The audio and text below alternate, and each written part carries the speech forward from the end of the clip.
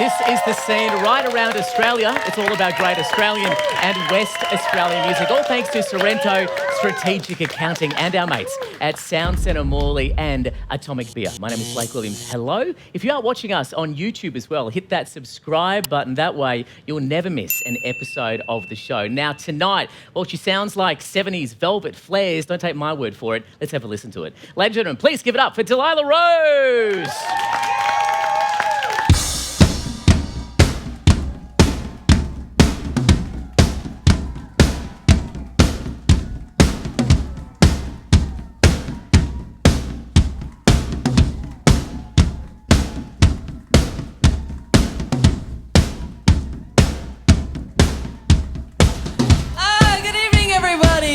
My name is Delilah Rose, and these are my all-star ladies of rock. Give it up!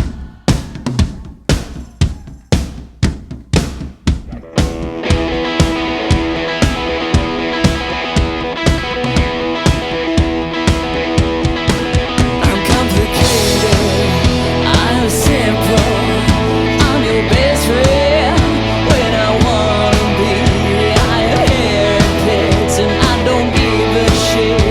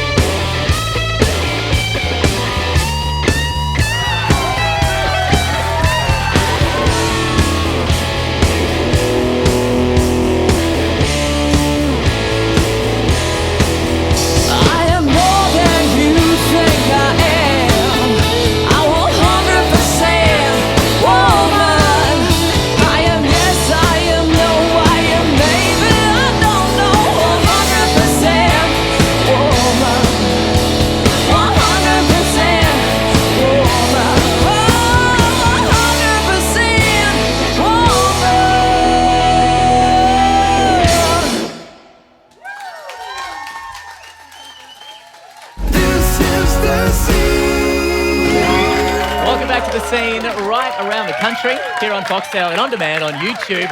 Delilah Rose and band. How good was that, everybody? Oh, and you know, the very first band to ever incorporate a change of outfit on stage. Why not? Why not, Why indeed? not? You've set a precedent. Every band from here on out will do the same. Yeah. But let's talk about you. Let's talk about what's happening at the moment musically. Sure. You were actually on this show previously when it was on radio, and that was very much a country field kind of songwriting. You've moved to this kind of 70s vibe. Why the move? Why not? Just a natural progression. Yeah, a different change of scenery. Yeah. And that kind of comes naturally to go, well, I've sort of said everything there. I want to explore different musical avenues. I think it started when a friend of mine bought me a guitar, an electric guitar, and that sort of changed the sound of sorts. And, you know, the 70s is what I grew up on, so it was a very natural progression to, start playing some 70s tunes. 70s stuff is incredible. I mean, it's the songwriter of songwriting. Right. What do you love about the sound of the 70s, though? It's just the right amount of wrong.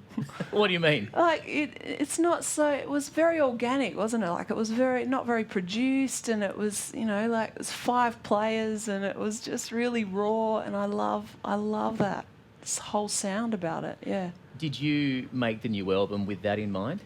Yeah. To do it like that, just people in a room playing together? Yeah, definitely. Yeah, it's been. I've been thinking and planning this album probably for 3 years. So. Yeah, right. Yeah. Because there's something that you get naturally in a room when you play with humans and you're not sitting there with click tracks and everyone's doing it separately and it's a little bit kind of... Magic. It's there magic, is. Blake. Yeah. And It's that's what we magical. experienced a few moments ago. Thank you. And we're going to do again in a few moments as well. But let's go 70s songwriters, because for me, you know, it's the Eagles, it's Fleetwood Mac, it's those kind of incredible vocalists, incredible songwriters. Yeah. If you could work with anyone from that decade, who would it be? Mick Jagger. Yeah? Yeah. Why so? You have to elaborate on that one. Why? So what? Well, he's got I think he has a brilliant marketing brain, first of all, and just all of the amazing gigs that he's played and all of the stories that he could tell. Oh my gosh. And he's still alive. I know, it's quite amazing. The fact that most of the Rolling Stones, I almost said all of them, but most of them are alive is kind of crazy. 70s stuff, all of those bands have one thing in common, though, and that is storytelling. And even when you were doing the country stuff, it was still really stories-based. Yeah. What is it that makes you want to tell stories? People. Stories connect to people. And I think everyone is really looking for connection now more than ever. So coming to a Delilah Rose show is about not just about the music, but about the show and the stories and getting people involved. And stories connect people, and we need that so much. Yeah, we do, especially in, you know, the COVID world that we're living in at the moment. Yeah. When you go to write, do you have a list of stories? Do you write several songs about the same story? Pick the best elements? How do you decide what's in and what's out when you write a story? I had to cull a lot of the stories for the album because a lot of them were about being a mum.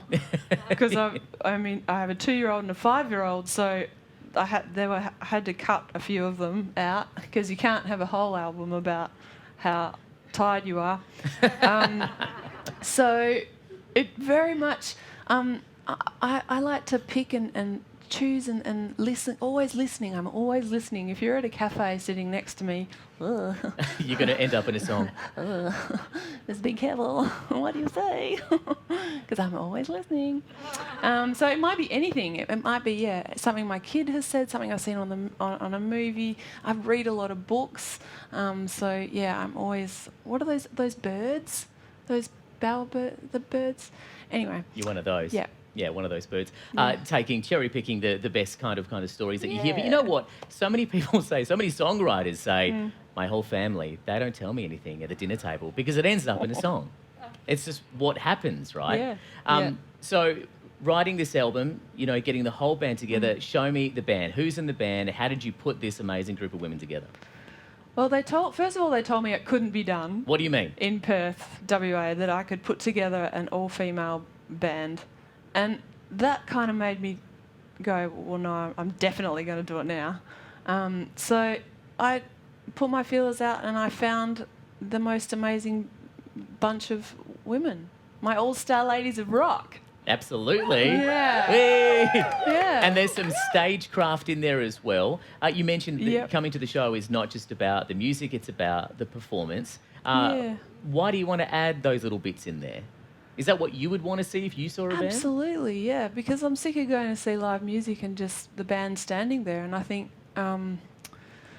yeah, I want to be entertained as a person in the audience, and again, it's a point of connection for me. Like, I love connecting with my audience, and I'm a performer, so jumping around on stage and being silly and just making people laugh. Like, it's so good to see people smiling when there's so much like heaviness around at the moment. So yeah, come to a show and have a giggle. Absolutely. Have you seen, it's funny, I've noticed in audiences recently that people just want to be there. They want to celebrate. I think we've been, kept up for so long that any excuse to kind of get out and actually experience life a little bit, people are really into it, right?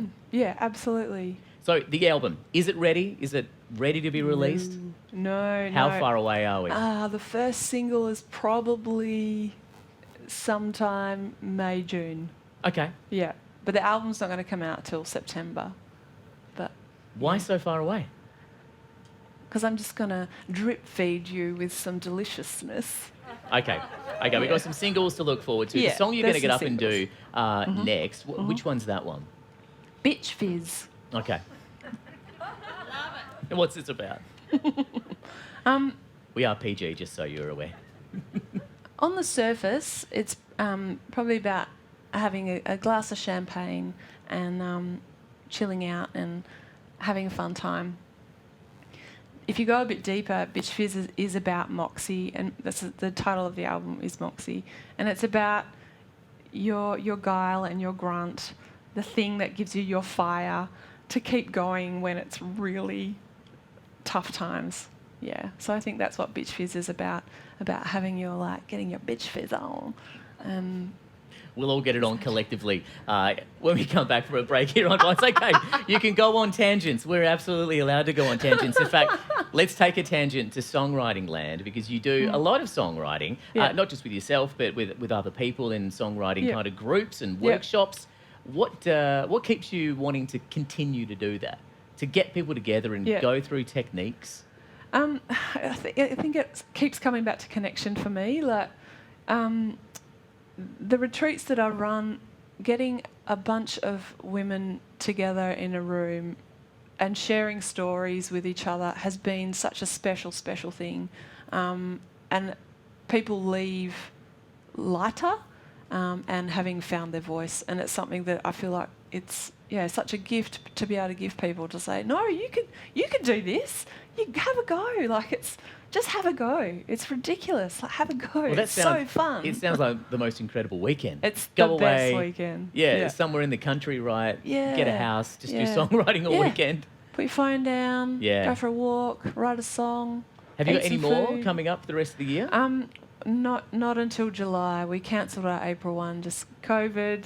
So probably in July. Oh, awesome. Make sure you look out for those if you want to get into songwriting with Delilah. Mm. But Sue's, our floor manager, is in the bar, the Atomic Bar. Sue throws a question at our guests. I know everyone down the front's going, oh, what's she going to come up with this time? What's it going to be this week? Suze, what have you got for Delilah? So my question this week is, if you could take one album only one, to a desert island, which album would it be? Ooh, let's assume that there's a record player and power at the desert Absolutely. island. Let's assume all of those things. Yeah. What album So would it be? you got a house and everything, but what album? Ooh, good question. A house and everything. Excellent. What album? You can't say That's so hard. best hits of 1985 or 100% hits. 1989 I'd have gone, but probably Joe Cocker. Some kind of Joe Cocker album. I'm a huge Joe Cocker fan, and it'd be the one that has She Came In Through the Bathroom Window. Ooh, we like that answer. Yeah, she does. Suze does. Please like give it up that. for Delilah And Joe Rose Cocker in the is studio, amazing. everybody. Beautiful stuff. Now, you and the ladies are going to get up and do one more song, which is called Bitch Fizz. Bitch Fizz. If we want to find you online, how's the best place? Your handle online? Delilah Rose Music on all the things. Delilah Rose Music on all the things. You can check him out right now. We're going to take a very short break right here on Foxtel Around the Country. When we return, Bitch Fizz with Delilah Rose and band. Back in a moment. See you in a sec. This is the scene.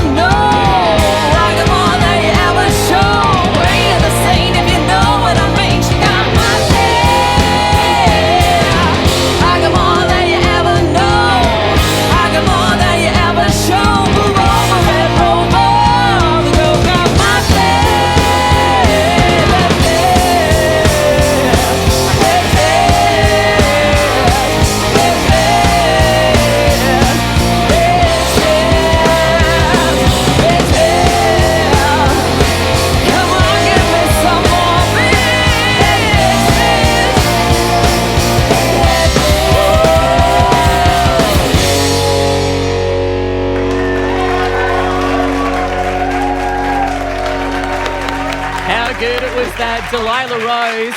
This is The Scene. It's about great Australian and West Australian music. We celebrate it each and every week here on Foxtel and on demand on YouTube. You can see us online at The Scene Music TV, all thanks to Sorrento Strategic Accounting. Catch you next week. Good night, Australia.